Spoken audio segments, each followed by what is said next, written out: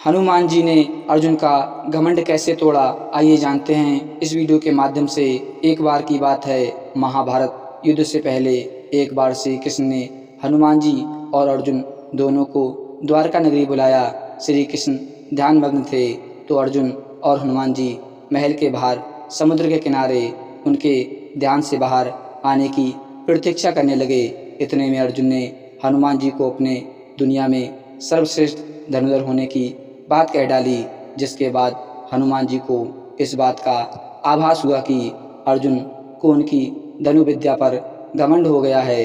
अर्जुन ने श्री राम का मजाक उड़ाते हुए यह तक कह दिया कि यही उनकी ताकत है कि वह छोटे छोटे भालुओं से पुल बनवा रहे हैं। अगर इतने ही ताकतवर हैं तो उन्होंने बाण से पुल क्यों नहीं बना लिया। हनुमान जी ने कहा, क्या तुम बाण का पुल बना सकते हो? हाँ, बिल्कुल बना सकता हूँ। हनुमान जी ने कहा, देख लो, लेकिन ध्यान रखना, जो पुल भगवान ने बनाया था वह बहुत शक्तिशाली था। उस पर उनकी पूरी वानर सेना पार चली गई थी। तुम्हारे बनाए पुल से उनका एक ही वानर निकल जाए तो हम तुमको शक्तिशाली मान लेंगे। अर्जुन बोले, हाँ बिल्कुल बना सकता हूँ।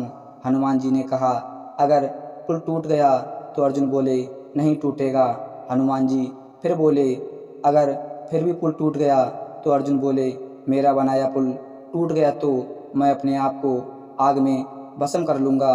क्षत्रिय हूँ, वादा करता हूँ।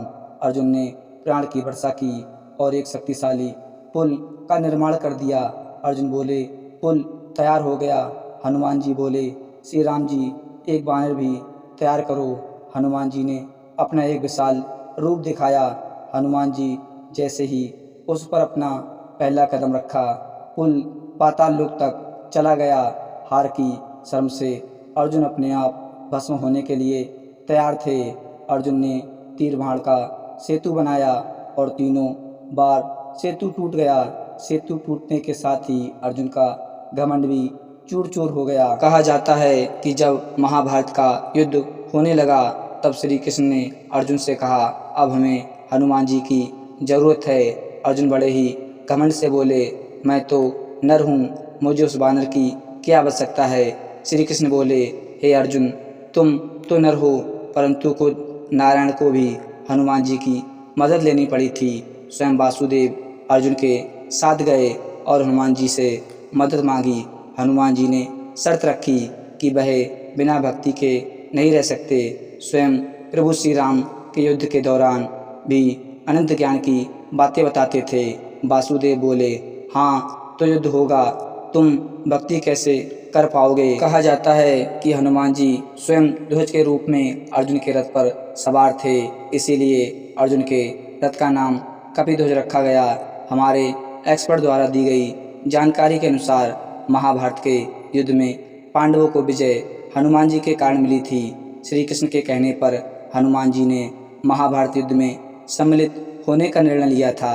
हालांकि पवन सुत ने युद्ध में भाग लेने से पूर्व श्री कृष्ण के सामने एक शर्त रखी थी और माना जाता है कि इसी शर्त को पूरा करने के लिए भगवान श्री कृष्ण ने गीता का सार अर्जुन को समझाया था। शास्त्र कहते हैं अर्जुन का तो सिर्फ बहाना था, भगवान श्री कृष्ण ने गीता का सार हनुमान जी को सुनाया था। महाभारत युद्ध के दौरान हनुमान जी पूरे 18 दिनों तक ध्वजा के रूप में अर्जुन के रथ पर विराजमान थे। महाभारत ग्रंथ के अनुसार अर्जुन और उनके रथ की रक्षा हनुमान जी ने की थी। महाभारत में कर्ण और अर्जुन के रथ टकराव होता था।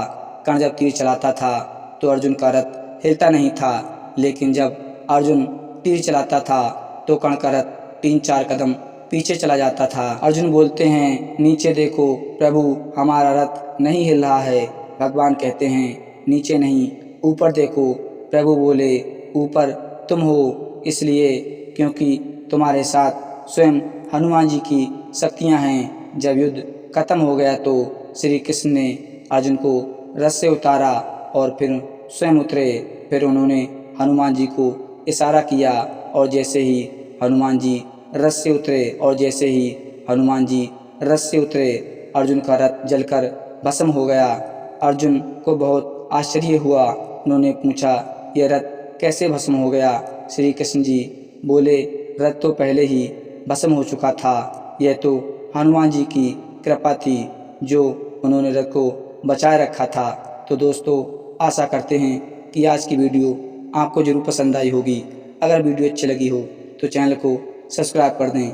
मिलते हैं एक नई वीडियो में, तब तक के लिए जय हिंद, धन्यवाद।